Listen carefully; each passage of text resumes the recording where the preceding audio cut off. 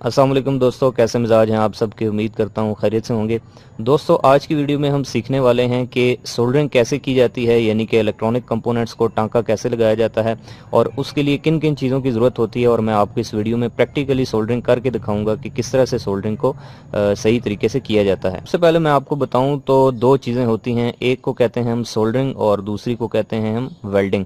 Soldering की जाती है जब हमने छोटे छोटे इलेक्ट्रॉनिक कंपोनेंट्स को आपस में जोड़ना हो, टांका लगाना हो, और इसमें जो टेम्परेचर होता है वो होता है मैक्सिमम 400 डिग्री सेंटीग्रेड यानी 400 डिग्री सेंटीग्रेड।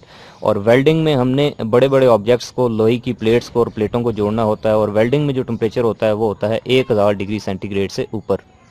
तो अब बात कर लेते हैं कि सोल्डरिंग के लिए किन किन चीज़ों की ज़रूरत होती है। तो दोस्तों, सोल्डरिंग के लिए सबसे पहली जो चीज़ है, जो बेसिक चीज़ है, वो है सोल्डरिंग आयरन, जिसको हम काविया भी कहते हैं।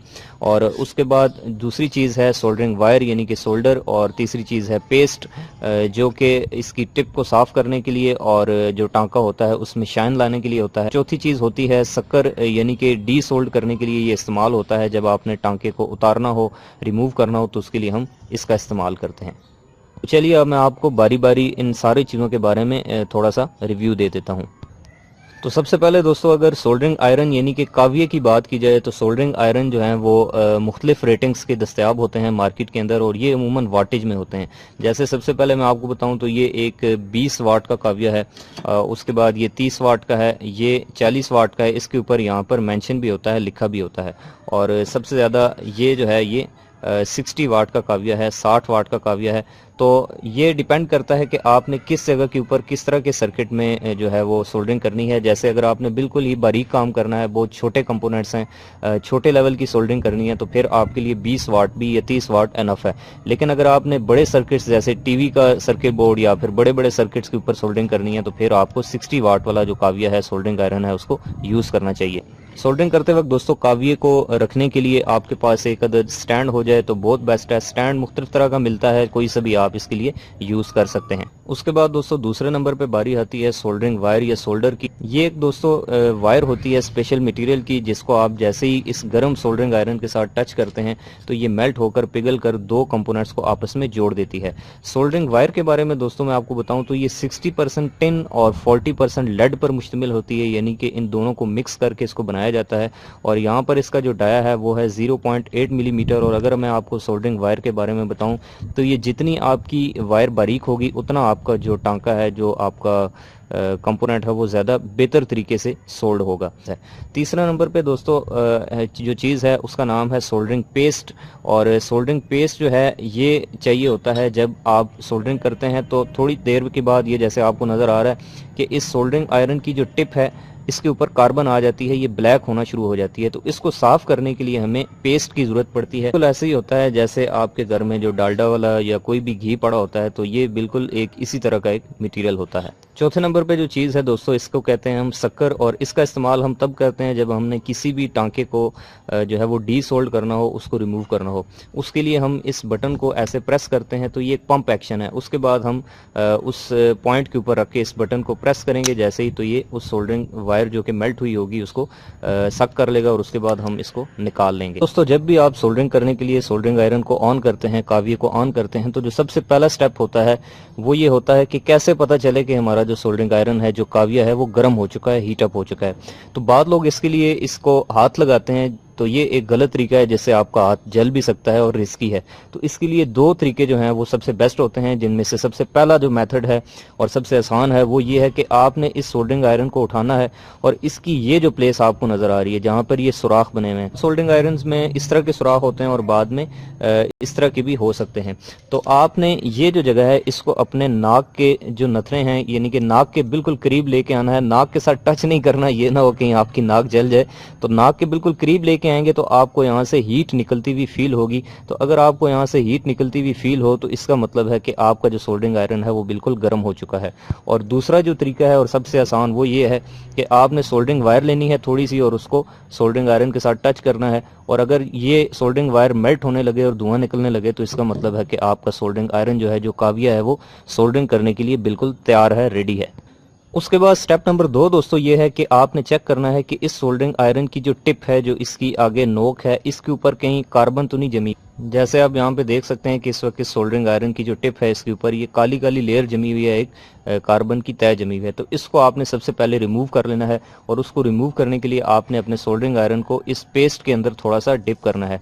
तो जैसे ही आप इसके अंदर डिप करेंगे तो ये देखें ये धुआं निकल रहा है और उसके बाद आपका पेस्ट पिघलना शुरू हो जाएगा, लेकिन उसके बाद आपकी जो सोल्डरिंग आयरन की टिप है वो बिल्कुल साफ हो जाएगी। और इसका दूसरा तरीका ये है कि आपने कोई कागज या फिर कोई भी गीला कपड़ा लेकर उससे भी आप इसको बिल्कुल इस तरह से साफ कर सकते हैं।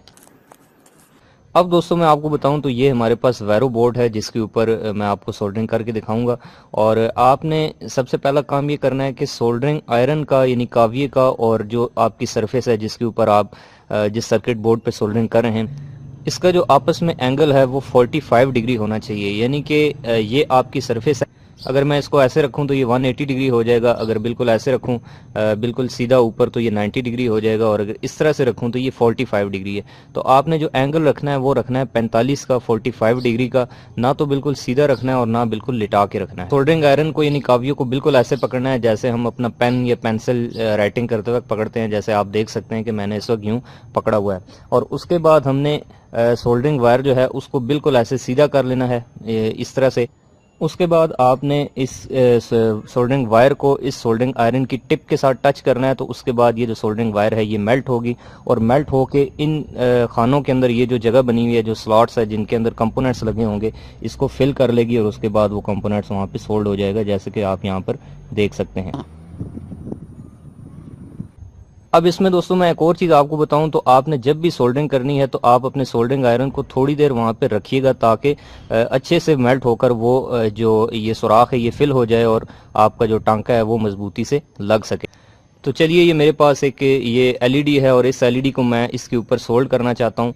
तो इस एलईडी को हम इस साइड से प्लास्टिक वाली साइड से जो है वो इंसर्ट करेंगे और इसके जो दो टर्मिनल ये देखें, आप देख सकते हैं कि ये ऊपर जो है वो निकल आए हैं। तो इसके ऊपर हम इसको अब सोल्ड करेंगे। उसके लिए हम अपनी सोल्डरिंग वायर को बिल्कुल उस पॉइंट के ऊपर लेके जाएंगे और उसके बाद यहाँ से थोड़ी देर इसको रखेंगे। तो ये आप देख सकते हैं कि यहाँ पर ये इस तरह से जो एलईडी है वो हमारी सोल्ड हो चुकी है। तो अब आप देख सकते हैं कि ये जो एलईडी है हमारी ये इसके ऊपर जो है वो मजबूती से सोल्ड हो गई है। और उसके बाद ये जो ऊपर इसके जो एक्स्ट्रा ये टर्मिनल निकले हुए हैं इनको आप किसी भी कटर की मदद से काट सकते हैं। चलिए मैं अब एक रजिस्टर जो है इसी तरह आपको इसके साथ सोल्ड करके दिखाता हूँ।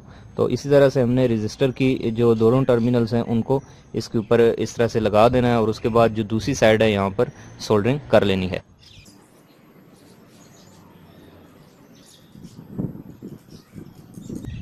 सोल्डरिंग करते वक्त दोस्तों आपने हर थोड़ी देर के बाद अपने सोल्डरिंग आयरन की टिप को इस पेस्ट के अंदर डिप करना है ताकि आपकी सोल्डरिंग आयरन की टिप के ऊपर कार्बन ना जम सके। इस पेस्ट को यूज़ करने का फ़ायदा ये है कि उससे आपका ये जो टांके होंगे जो आप सोल्डरिंग करेंगे इसके अंदर एक शाइन पैदा होगी, एक नीटनेस आएगी। तो चलिए अब दोस्तों बात कर लेते हैं डी सोल्डरिंग की। तो डी सोल्डरिंग का मतलब दोस्तों ये होता है कि जैसे मैंने फॉर एग्जाम्पल ये रजिस्टर इसके ऊपर सोल्ड किया है और मैं इसको उतारना चाहता हूँ, रिमूव करना चाहता हूँ, तो उसके लिए मैंने जहाँ पर इसको सोल्ड किया था वहाँ पर इसको आस्ता आस्ता मेल्ट करूँगा। तो ये देखें ये आस्ता आस्ता इसका जो टर्मिनल है ये बाहर निकल आया है। इसी तरह इसकी जो दूसरी साइड है इसको भी हम यहाँ से मेल्ट करके निकाल लेते हैं। तो अब दोस्तों मैं आपको बताता हूँ शक्कर का इस्तेमाल, कि आपने शक्कर को कैसे इस्तेमाल करना है और क्यों इस्तेमाल करना है। तो आप यहाँ पर देख सकते हैं कि जहाँ पर हमने डी सोल्डरिंग की है, जहाँ से हमने कंपोनेंट रिमूव किया है, वहाँ पर ये थोड़ा सा सोल्डर जो है वो बाकी बच गया है जिसने इस सुराख को बंद किया हुआ है। तो इस सुराख को ओपन करने के लिए, क्लियर करने के लिए हम क्या करेंगे कि ये जो शक्कर है इसको 45 के एंगल पे रखेंगे और साथ में सोल्डरिंग आयरन से जो है वो उस पॉइंट को हम हीट अप करेंगे ताकि वो सोल्डर जो है वो हमारा सक कर।